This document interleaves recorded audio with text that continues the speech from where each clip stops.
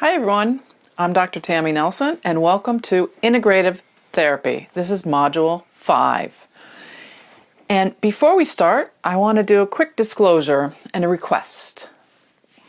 Language in this presentation might offend some of you who are sensitive to the words that have traditionally been used in sexual situations or are attributed to expressions of anger, like swear words in some of the videos that you might see.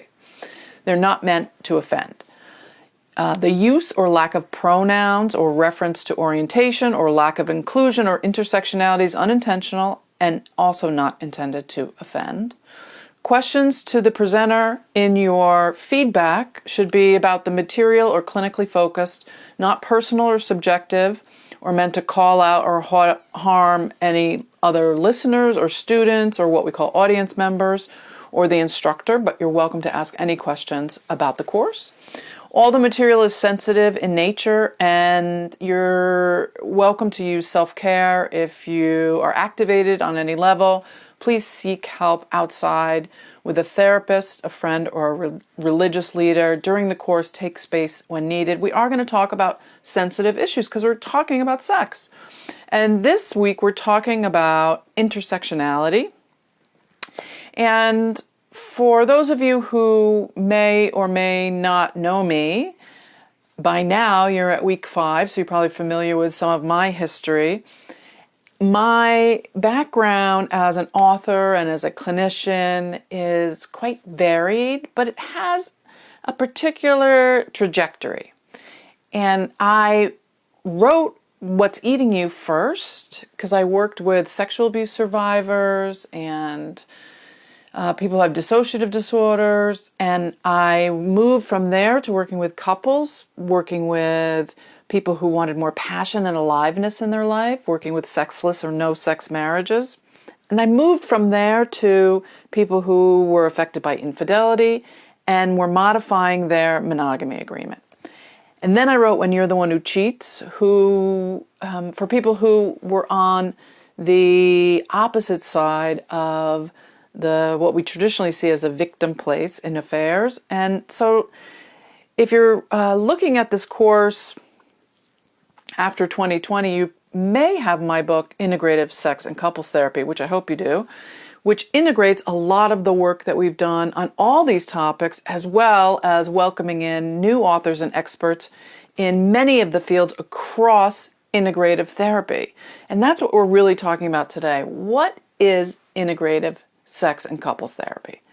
What does integrative therapy mean? And how do we take all of the things that I've learned over the years and share them with you? And how can you use them in your practice? If you're excited by these topics, you can go to istitraining.com, that's ISTI training.com, to the Integrative Sex Therapy Institute and find out more about how to get further training. And I'll certainly let you know more about that. You can also follow me on my Instagram page, and please follow me on Twitter at Dr. Tammy Nelson. So let's talk about integrative therapy and what we're going to discuss today. Integrative therapy is about a systems approach. It's using interventions, but also taking into consideration our contemporary clinical world. You may have noticed that we're all facing new areas of treatment, challenges, new dilemmas, and they all intersect. So we're not just talking about issues of race and culture and gender, but we're also talking about feminist theory, we're talking about women's roles, and how we can look at the role of women in society and how women are coming into our office affected by their own history, how body size and eating issues integrate into women's feelings about themselves and their relationships and their sexuality. We're talking about LGBTQ treatment and what that means. We discussed it a little bit in the last module. We'll go into more of that today and talk about trans treatment and what that really means in today's society. And also the orientation around kink and BDSM, is that something that people are born wanting, and is that how they identify themselves, or is that a type of sexuality?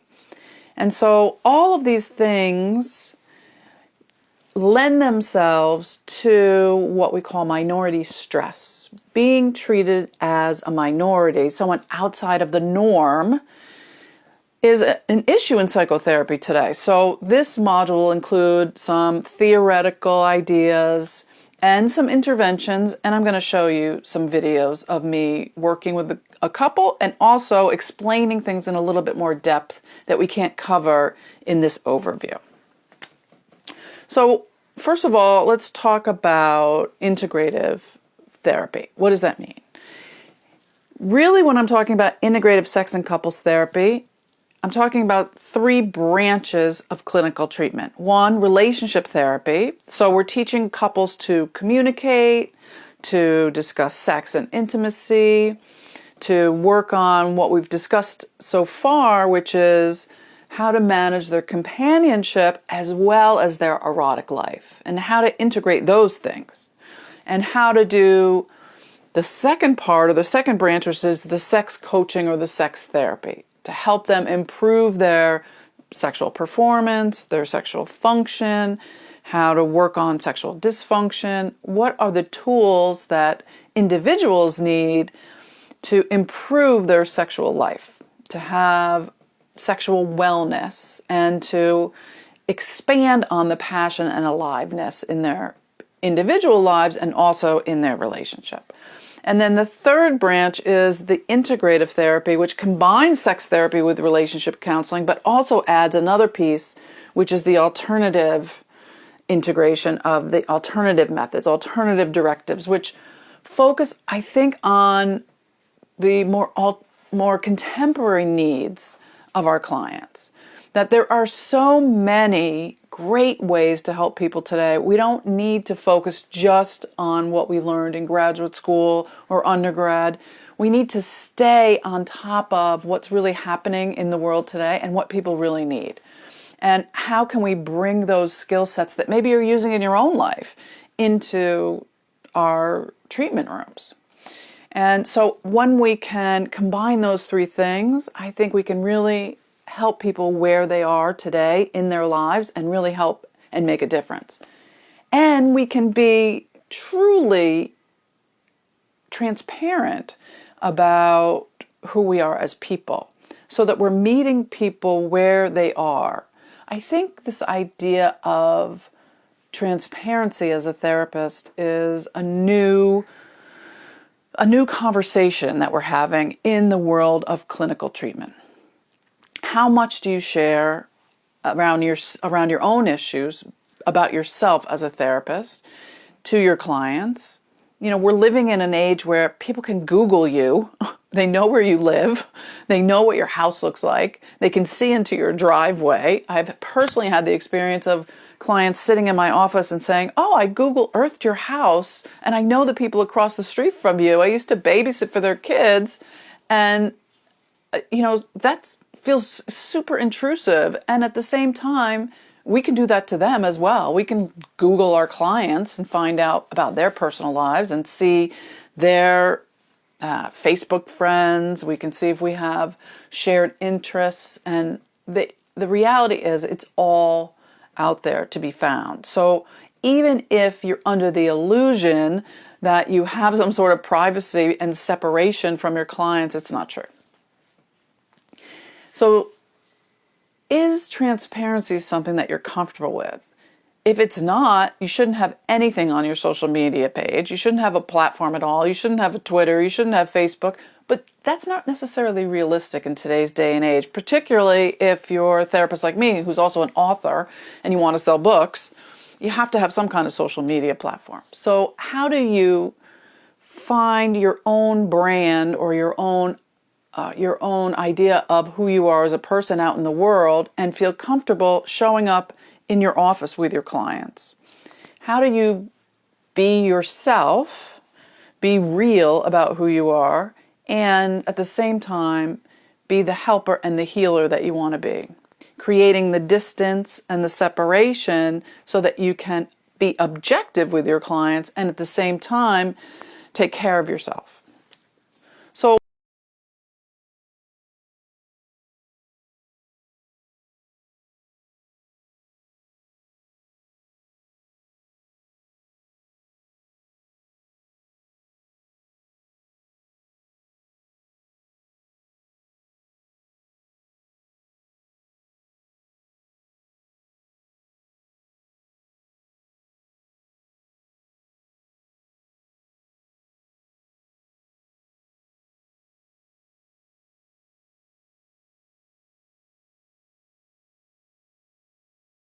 So we're going to cover intersectionality, multiculturalism, we're going to talk about gender, and how people of color, women, LGBTQ, and other issues are affecting therapy now, and what people bring in to the session with them. So we know that people have these full lives outside of the session, and what they bring in with them includes a whole history of experiences, as well as a history of their parents' experience, as well as their culture's experience and what the society is that they came from. And frankly, it's probably much different than yours. You might intersect, you might come from a similar neighborhood or a similar background or a similar religion. However, you've had much different experiences than them. And some of us have a much wider gap. And how does that perhaps moment of privilege come between us and our clients? Because frankly, just being in the therapist seat, just being in our role gives us privilege over our clients. Just being the one that has the information to help them heal gives us privilege. If we are white, middle class, up to upper class, if we have the privilege of being male in our society, then we have many more layers of privilege, depending on who our client is. And being aware and sensitive to that, and perhaps even being transparent about it, can help us be a better therapist and more sensitive to our clients' needs. Now, how much you want to talk about that depends on how comfortable you are with the reality of what's in the room with you. And it also depends on your choice of treatment modality and your choice of clients. So, LGBTQ and trans rights impact all therapists, and they're important in the role of provider, but you might not necessarily see people who are out about their LGBTQ issues. On the other hand, you might see people who identify as LGBTQ and focus on that as their issue when they're just there to talk about their job. And I see that with therapists a lot, where they may work with people who are trans and they are concerned with that person's trans issues when really they're there to talk about how to ask for a raise. And so how does our privilege as a therapist who perhaps is overly curious or not educated enough interfere with the treatment? So we may not understand really what does intersectionality mean and how does it really affect our treatment. We all have the best of intentions to help people. That's why we got into the field. You're not going to work trying to hurt people, for sure. So if you are working with people of color or LGBTQ or people with multiracial backgrounds, a lot of people who've grown up in cross-cultural backgrounds, they might perceive psychotherapy as a punishment. You've been bad, you've done something wrong, and so you have to go to therapy to pay off your psychological debt or your debt to your partner because you did something wrong. You had an affair, and so you have to go to a certain number of sessions in order to pay your penance.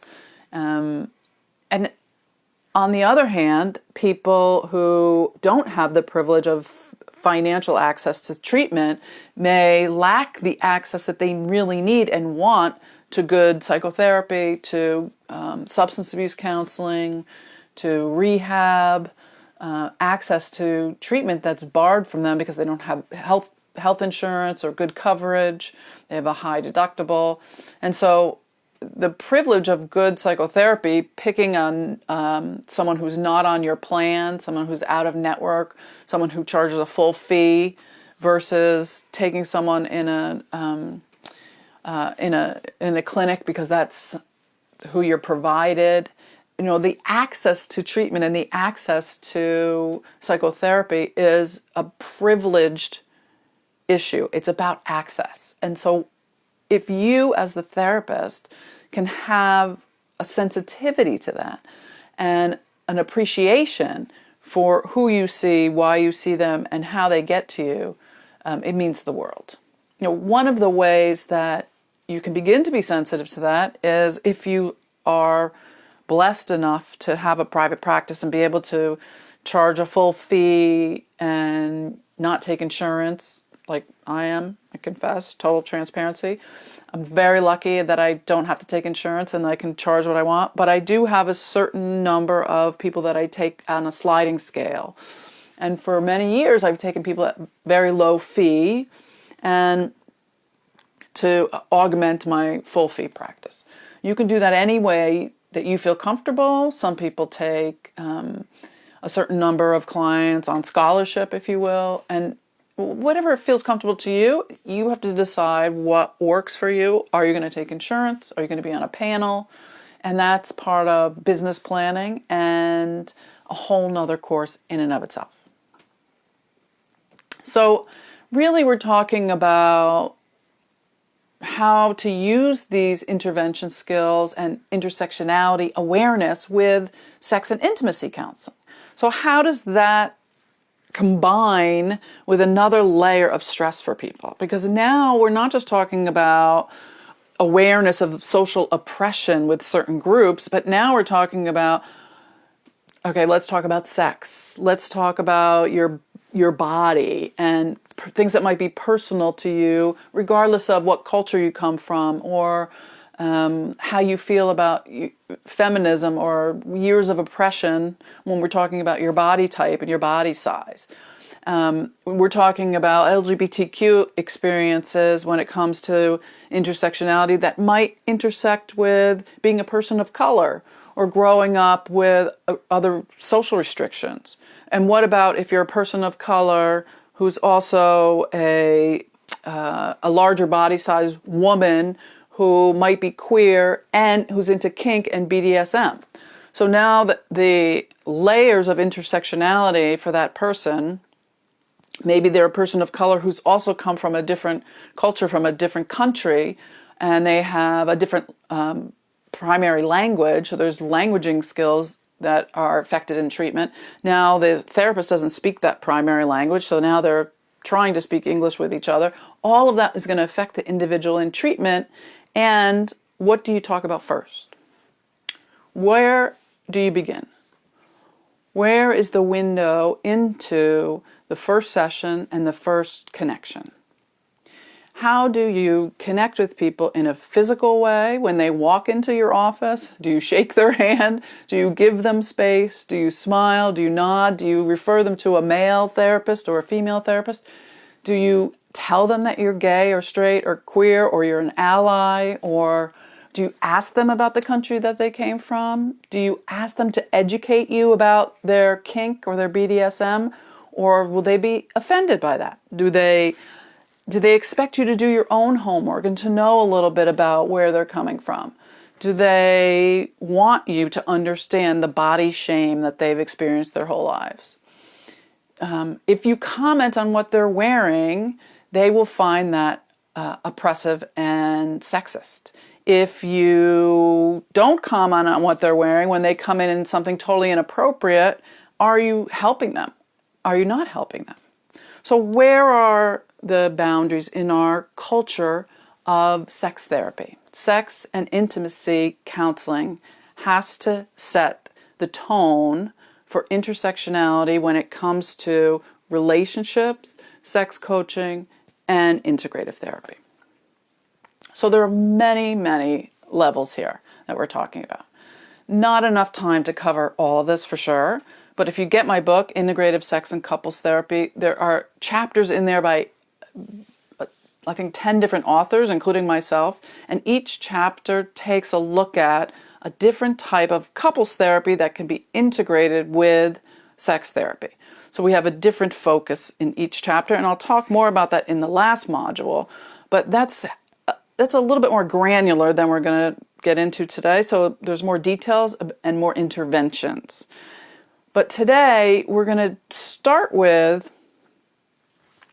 talking about bodies and how shame has really connected us with the need for sex coaching and sex therapy. That most people who have issues around sex therapy and issues around sexual dysfunction, issues around the need for pleasure, issues around couples counseling, at its core, we find over and over there's issues of shame. And shame, many of you have seen Brene Brown's brilliant TED Talk around shame. Many of you have worked on this issue of shame in your own personal lives. But shame in and of itself has many layers. So we have shame, again, from our own family history. We have shame from our cultural expectations. We have shame from our gender role expectations. And when we feel like we're not living up to our own expectations, when we are afraid that if you really knew me, you wouldn't approve of me, we begin to split off and disintegrate and compartmentalize part of ourselves, hiding who we truly are. And so it begins. So that repression of parts of ourselves, that disintegration, that compartmentalization is the beginning of shame-based dysfunction. And anything that we avoid or repress to heal ourselves, to self-medicate, to comfort ourselves, to survive, to get through painful situations, as it's repressed, as it's split off, as it's compartmentalized, the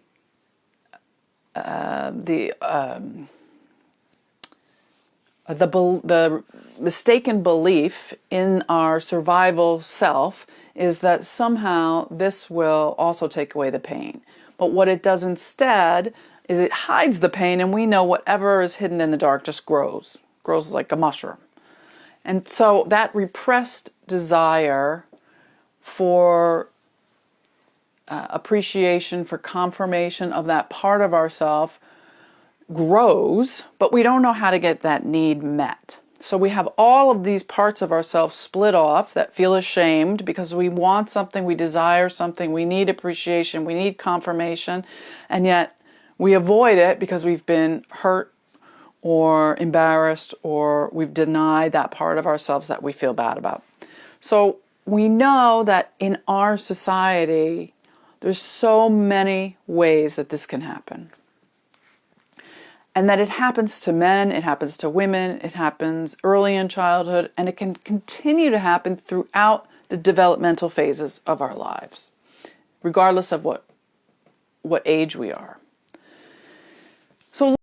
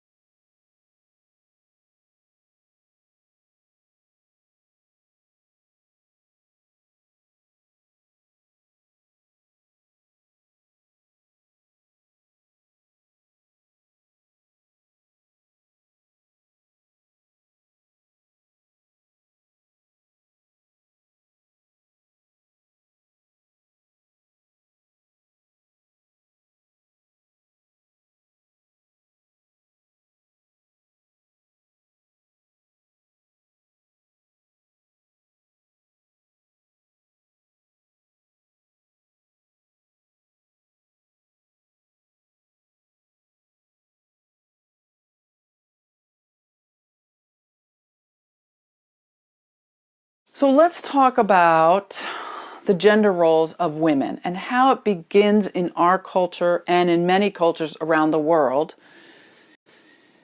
from a young age, and how we treat girls and why there is such a gender gap today, and how that shows up in our office and in our relationship and sex coaching offices. Joanne Bagshaw just wrote a book called The Feminist Handbook. So some of these facts are taken from her work. But the way that we define sexism is that there is damage to women's mental and physical health from discrimination. Discrimination can range from anything from being harassed on the street, catcalled, seen differently at school, treated differently at work, boys and girls being given different opportunities, whether it's sports or intellectually. And it can range all the way to direct threats and feeling like you're in danger, depending on where you are in the world, to direct acts of violence and sexual assault to death and murder.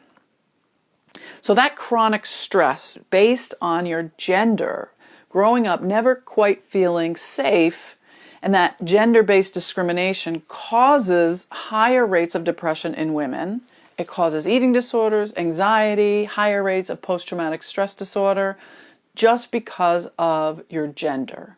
Now, there are other things that contribute to that depending on where you live. There are safer places in the world for women to live.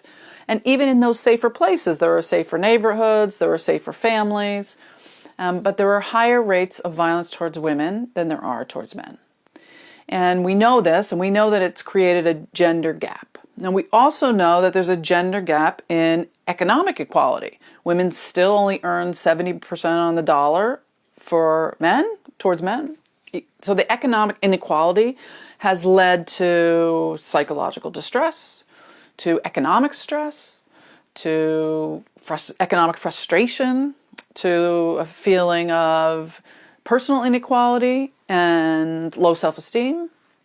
And even in households, those household roles that feel unequal still lead to stress at home, even a feeling of chronic stress, marital dissatisfaction, and even sexless marriage. So women who work at jobs and then come home are primarily responsible for their home life as well and for their children, and that leads to long-term resentment and many times divorce.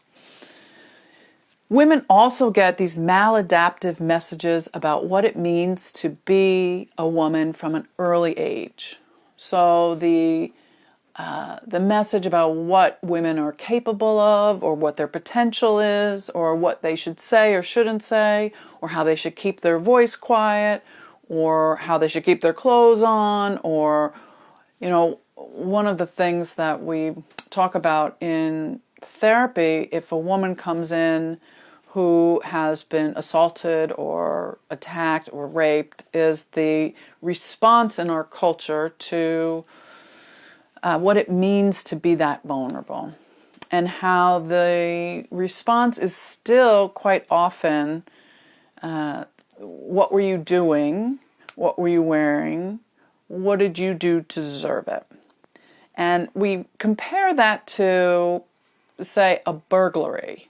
It's very interesting that no one ever asked the person who was robbed, what were you doing? What were you wearing? What did you do to deserve that? So the idea of being in a gender that is seen as more vulnerable, but also seen as more responsible for their vulnerability, leads to chronic feelings of stress and frustration. And at the same time, there's an expectation of being more resilient, like get over it and deal with it on your own. And you should take care of yourself. We're not going to take care of you. You can't go to the police to expect them to understand or to not shame you. So shame resiliency means bounce back ability. You should be able to bounce back. And women in general have the capacity to pivot much more easily in general than men. And that's not a sexist comment, it's research-based. So the capacity to bounce back from shame, the capacity to pivot when they reach a dead end, the ability to, what we sometimes think of multitasking, but it's not quite multitasking. It's the ability to handle stressful situations and come up with multiple solutions.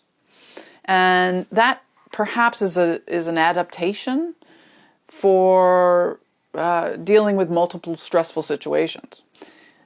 The other thing that's interesting that might not be a positive survival skill is what we see sometimes in survival strategies in women, which I think is a new thing about freezing or fawning.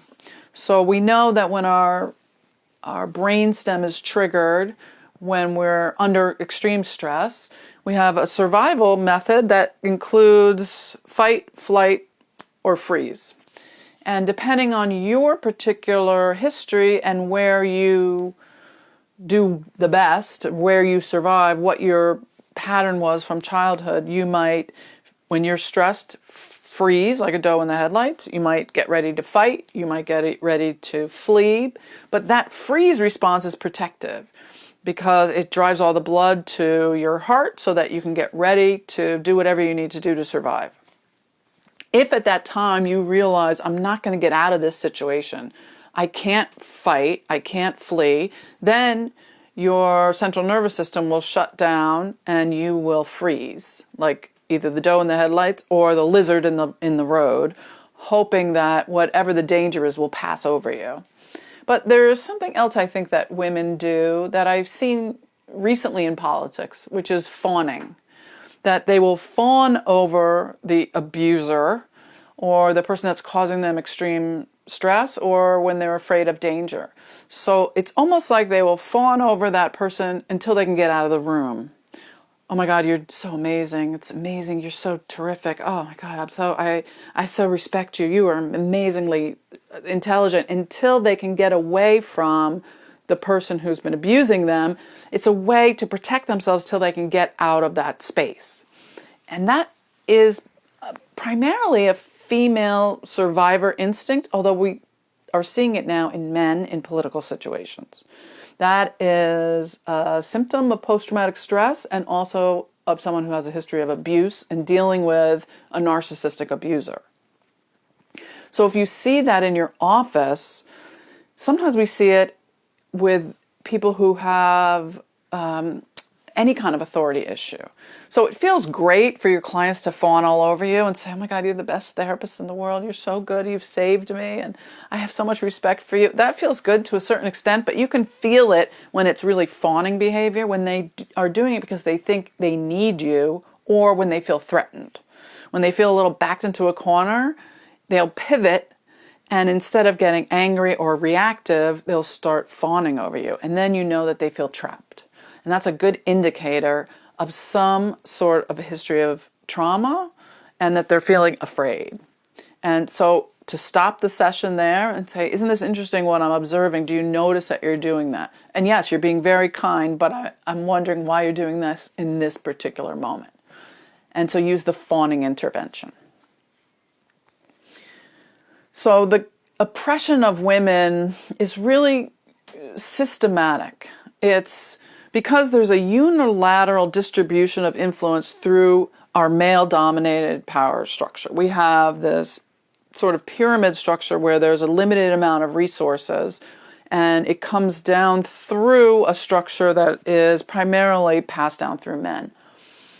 It's gotten a little bit better now that women don't need to marry for to get a name for themselves. They don't need to marry for property. They don't need to marry to have children. They don't need to marry to have sex. They don't need to marry to have health insurance. They don't need to marry to have property. They can get their own mortgages today. However, it's still male-centric and male-privileged. So freedom, power, status, and sex in men is possible precisely because women support them and work for them. So it is an interconnected society, but women tend to be the workers or the supporters. And it's changing. There are more women in CEO positions. More women have broken through the glass ceiling, but it's still men in the privileged position. So when women come in to your office, one of the things that you can begin to explore with them is, what does it mean in your life and in your family to be a woman? What are the women's roles in your family? What were the roles in your mother's world for women? What was it like to be a woman growing up in your mother's life? What was it like to be a woman in your world growing up? What was it like for your aunts and your grandmother and your great-grandmother? How have women's roles changed throughout your lifetime? What's the expectation now that you have and that your partner has of what women are supposed to be like in your home? And what is the role that women play in your sex life? How are women supposed to be in bed? How are they supposed to be around initiation? Are they supposed to be submissive? Is it okay for them to be dominant? Is it okay for them to be creative? Can they come up with ideas around sex? Where are the women's roles in your mind around sexuality, around relationships, and around this idea of intersectionality? What are the places that you come from, and what were the roles there? So you may be a first-generation immigrant, or your parents may have come from somewhere else, or your grandparents. What were the roles that women played there, and what were the expectations around sex and relationships from those countries? You may not know, and they may not know, but it's important to ask and to begin to think about, what was your grandparents' relationship like? How did they feel about sex and relationships? What about your great-grandparents? What about your great-aunt? I had someone recently in my office, and I was asking her these questions, and she said that her great-aunt, she thinks, was burned at the stake. And not in this country, in a different country. And we were trying to figure out what was the feeling in her family about who she was and why.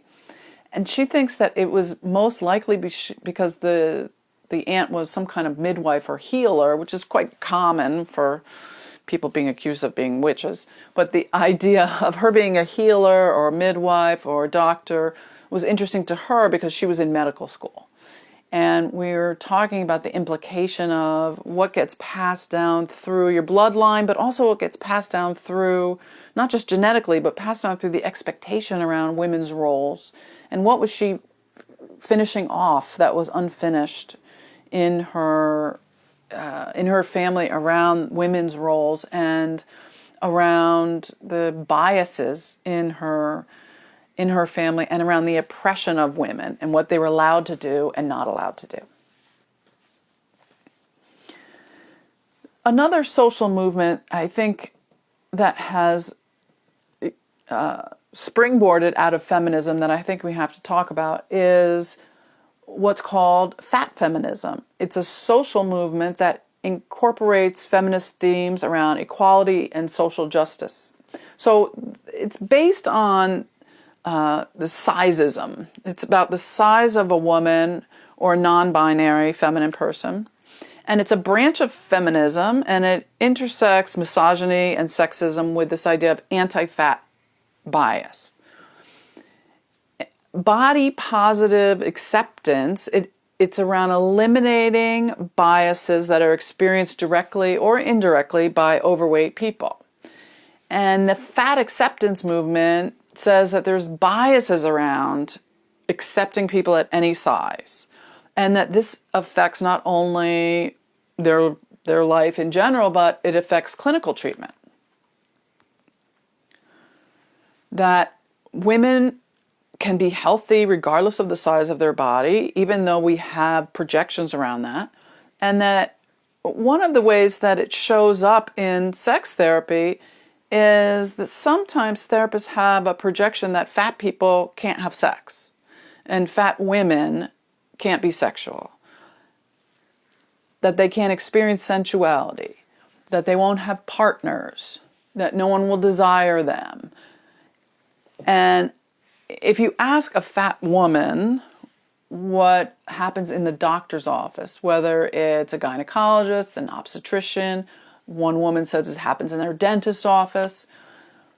Many treating medical providers don't necessarily see the person or what they're even in their office for. The first thing they say is you need to lose weight, even in a dentist's office. So regardless of what the person is presenting for, what is normally focused on is their fat body. And what they're saying is that this is a bias and that they should be treated for who they are, and that our biases around weight and issues is a projection of female oppression. That we need to accept women at any size that they want to be, and perhaps we should stop judging people by how they look. In my own experience, just as a woman, one of the first things people do, particularly other women, even my family members, is they say hello and then look at me up and down and either say, you look great, you lost weight, or they say nothing, which is like an implication like, what, I don't look great, or I looked better last time they saw me, or the implication that I somehow look great because I lost weight, which could mean I'm sick. Like, how do they know that that's a good thing? And it's so interesting that someone would comment on something that seems so incredibly personal.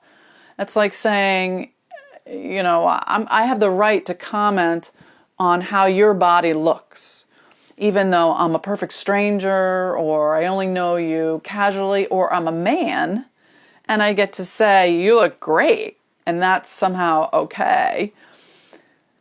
That in and of itself is a form of sexism and a form of oppression.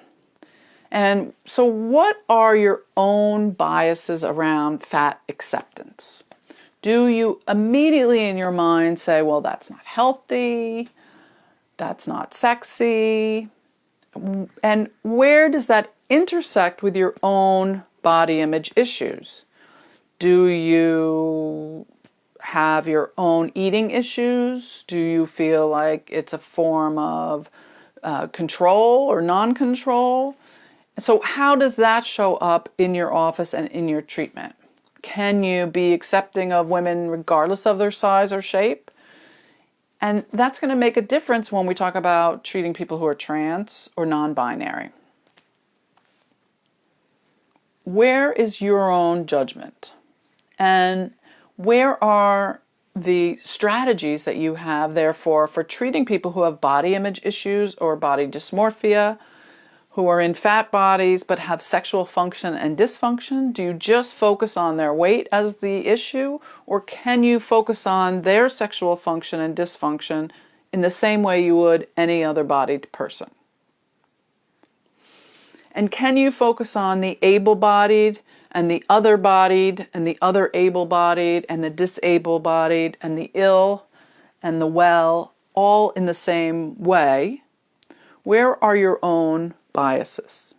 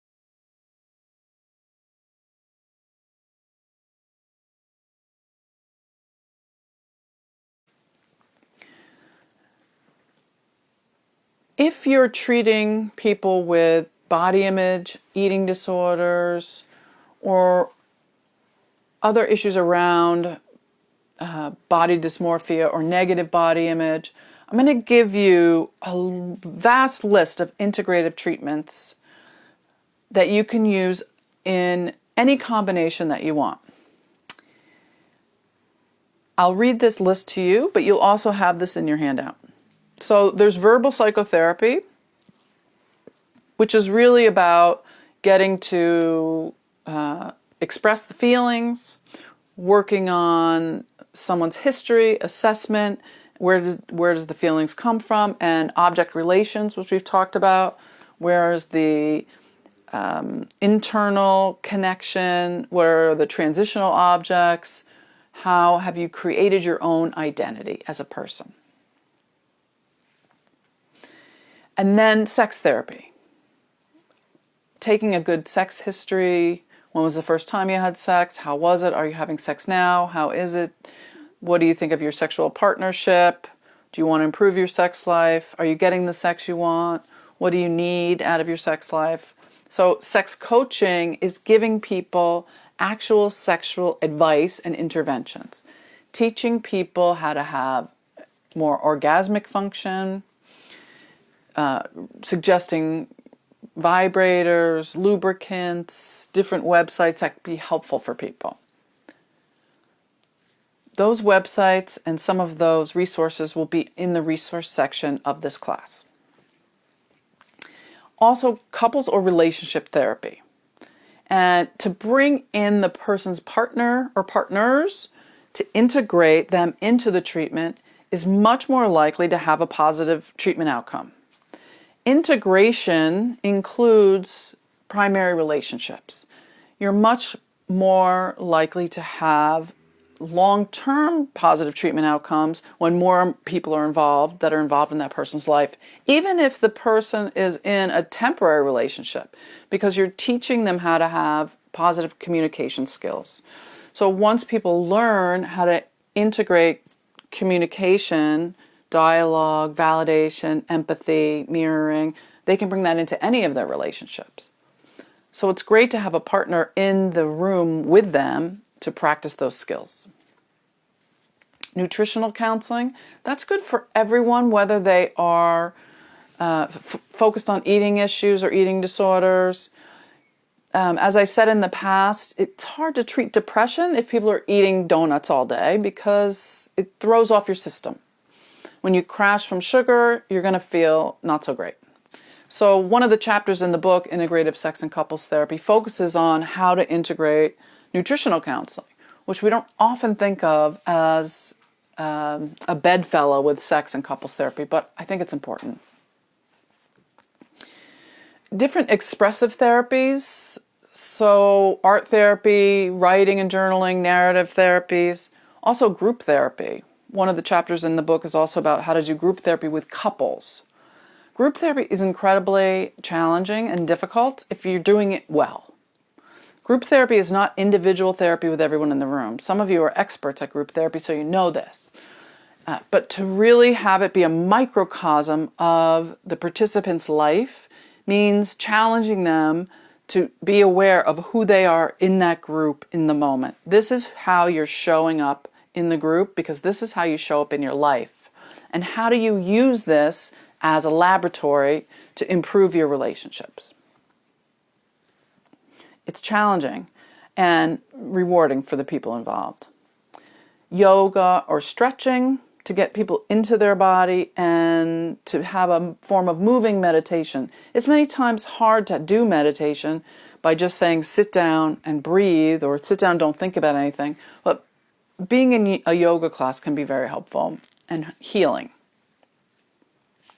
Writing and journaling, starting a journal focused on 10 things you appreciate, or writing I am, the words I am, 20 times and filling it out. Anything that increases insight and self-awareness. It doesn't have to be a list of things that you did that day, and it's not a food journal.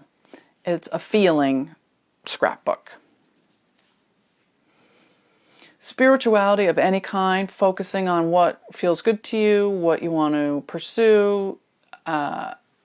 It could be church, it could be religion, it could be meditation that is focused on mindfulness.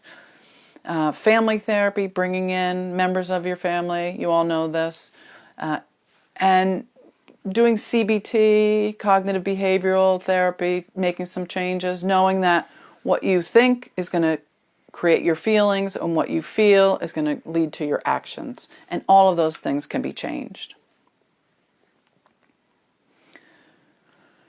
And creating self-soothing behaviors, being out in nature, assessing the person for medication, creating a vision with guided imagery, creating vision boards, all of those things are integrative ways of treating people with body image or eating disorders.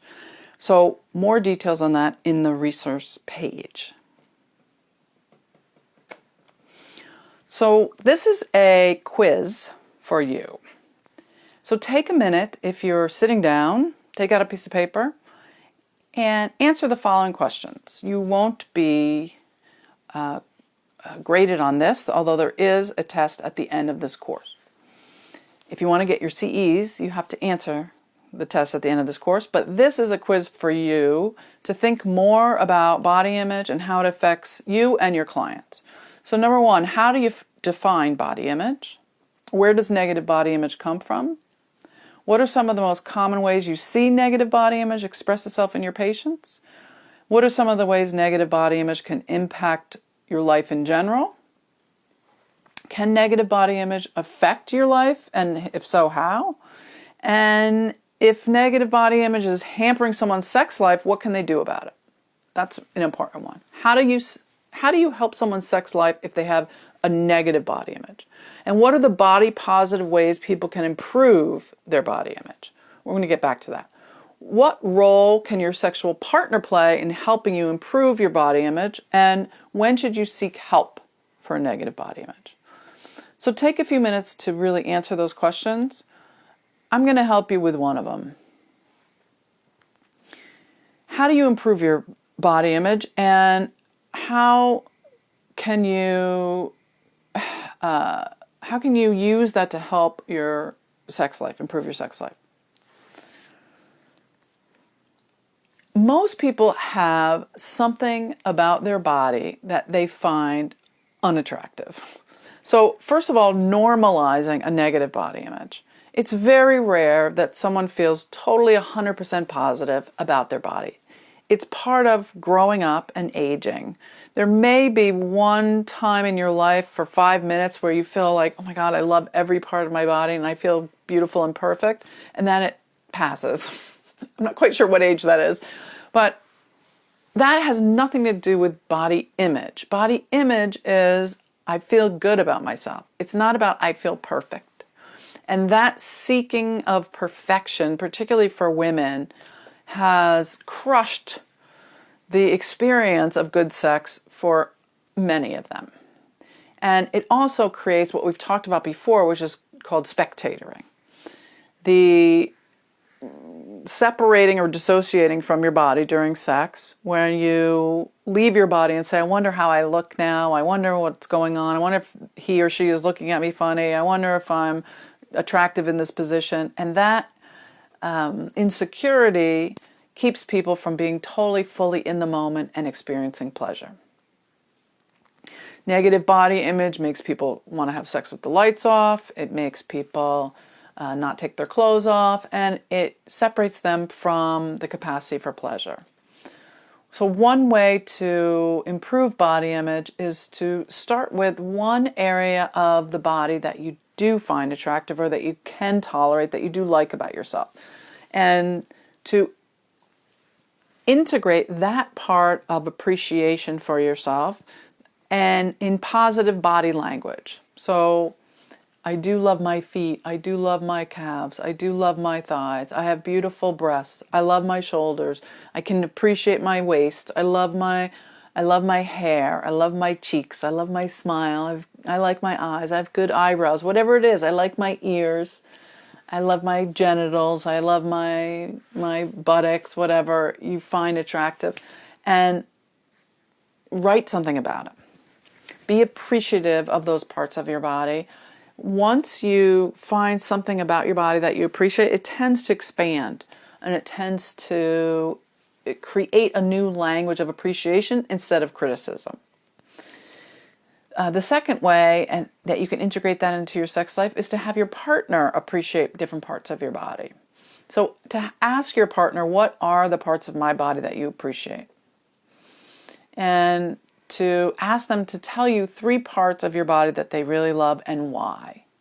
What do you really like and why? And can you tell me what you appreciate in a way that sounds like, one of the things I really love about your body is.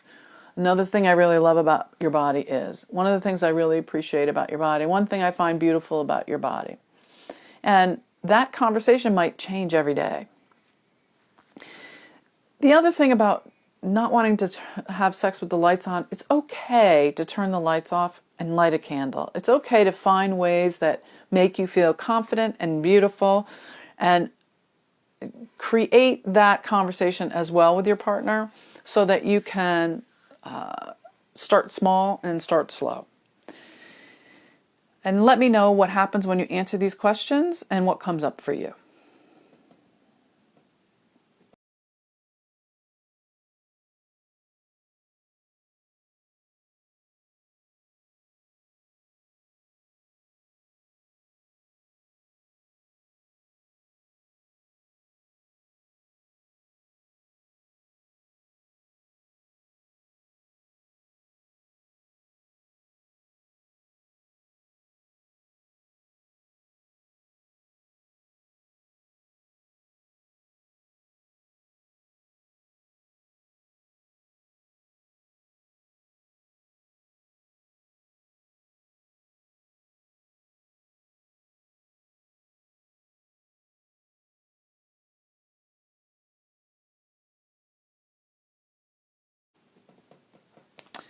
So let's talk a little bit more about intersectionality. What are the intersectional constructs that affect your therapy, your treatment? Intersectionality includes the role of gender and gender roles, which we've talked about briefly. Also includes race and cultural background. It includes also sexual identity and orientation, and the idea of class and privilege. So how does this show up in sessions? How does it show up in your sessions? Do you feel like you're working with people who come from the same backgrounds as you? Do you understand what their struggles have been? Do you feel like it's worth bringing up? Is it important to talk about? What is your theoretical model when it comes to sex and couples therapy, and what's the intervention? You know, the term oppression, we typically use it as a concept to define some kind of tyranny by a dominant group to a less dominant group. But not all oppressed groups experience it in the same manner. So the way that they interpret the experience depends on the context, the agenda. So we go back to these 3 things. What are the gender role expectations that you have? What are the cultural role expectations? And what are the societal role expectations? And how are the clients different than yours? So we have these 3 areas of the clients, and we have yours. And if you're seeing a couple, then we have both partners and yours. So now we have 6 different expectations. So let's talk about this in terms of a case. I have a case, it's a gay man and his partner. So they're 2 gay men, and they're one is much older than the other. And the younger man is from Puerto Rico, and the older guy is, I think he was born in, I want to say Vermont or some northern New England place. And the younger guy came to New York. They live in Manhattan now. So the younger guy came to New York to work, and he wanted to be a musician, I think. So when they came to me, their major crisis was around their gender role expectations. That one of them, because he was older, the implicit expectation was that he was going to take care of the younger one. He was going to provide them with the primary financial support, and the younger one was going to continue to pursue his career in music. Culturally, the younger one believed that he had to hide his homosexuality, and that was the cultural expectation from his family. And he felt like the societal expectation was that it was okay if they were in New York, but they couldn't let anyone outside of the city and their small group of friends know. So he was starting to be more and more isolated and didn't want to go out, wasn't sure about his partner's older friends, wasn't sure about their role, and also wasn't clear if they were ever going to get married. So what we explored was what both of their role expectations were, as first of all as being two men, how they saw themselves as gay, how they saw their coming out process in their family, how they saw another coming out process in New York, how they saw the coming out process with their friends, with the people they worked with, and what were the cultural expectations that they each came with, both coming from conservative families but with different cultural backgrounds and expectations. And what were the societal expectations around getting married? Now that gay marriage is legal, the older guys said it used to be that there was no expectation that we were supposed to get married. We were supposed to be in an open sexual relationship. That was my expectation of what it meant to be a gay man. And I don't want that now, and neither does he. We want to be monogamous. But what does that mean? That we have to get married? I'm not sure I want to get married. So all of the gender, cultural, and societal expectations have to be talked about in the session.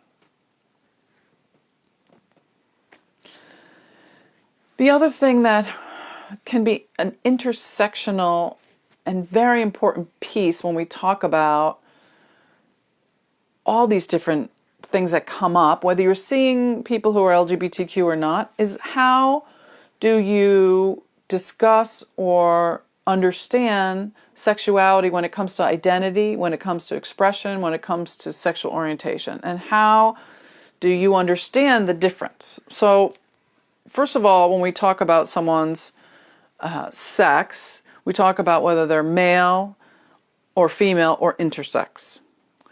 And that's the body that people are born into. When we're talking about their identity, their gender identity, we're talking about who you feel that you are. And when we talk about your gender expression, it's how you present yourself to the world. When we talk about sexual orientation, we're talking about who you're attracted to. So these terms are important to understand so that you can be a sensitive and aware and contemporary therapist, regardless of who your clients are. Affirmed gender is the gender that you identify with. That's your affirmed gender.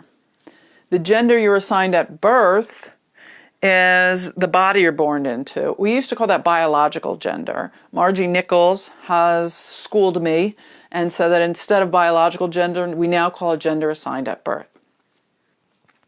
Margie Nichols is a great expert in this area, so I'm going to quote her quite often, and you can look her up if you want more detail. Transsexual or transvestite are not necessarily used anymore, so we don't use those terms, and I'll tell you how we do talk about that. People who are cross-dressers are sometimes trans, sometimes gender binary, and one of the things that I do know that comes from Margie's research is that people over 40, many times who identify as cross-dressers, when they were younger, or people who are younger under 40, don't call themselves cross-dressers. They call themselves non-binary. So age also is a factor when we talk about intersectionality. This is incredibly important, particularly depending on how old you are, and depending on when you went to school and when you studied. so that younger people today have different nomenclature and are using different wording. And so that's important to understand and to be schooled on. Cisgender is the gender that you're assigned at birth, and if it matches. I was born in a female body, and I identify as a woman, so I am a cisgendered woman. So it's my gender is assigned at birth. It matches my affirmed gender. Most therapists assume there's an implicit gender binary, that there are only two genders. But in reality, most gender characteristics overlap. The physical characteristics, the psychological characteristics, the sexual characteristics, the emotional characteristics, and the non-binary identities, binary meaning two, fall in between on this continuum. And people call that different things, either queer, gender neutral, gender fluid. Some people say bigender. Some people say of two spirits or two spirits. There's an intersectionality of sexual orientation and gender identities. I know this is a lot of terminology if you're not familiar with it, and it can be confusing and it seems to change a lot, but it's important to understand, particularly when we have an intersectionality with people who are in, say, consensual non-monogamous relationships. People who are same-sex or opposite sex but are kinky or non-conforming or transgender non-conforming. So that intersectionality, combined with someone who is perhaps a person of color or experiences other forms of racism, it's important to acknowledge that this is what's sitting in your office. Gender dysphoria is the feeling that your body doesn't match your identity or how other people relate to you doesn't match. A social transition is living your life as your affirmed gender. A medical transition is when you're taking gender hormones. Having gender-affirming surgery or gender-confirming surgery is what we used to call sex change or sex reassignment, which we don't use those terms anymore. People who have gender-affirming surgery, for instance, might have top surgery, which might mean like a breast augmentation. The reason that it's important to know this today is because 4.5% of people identify as gay or lesbian, 7.7% identify as trans, 4% as non-binary, 1% as totally asexual.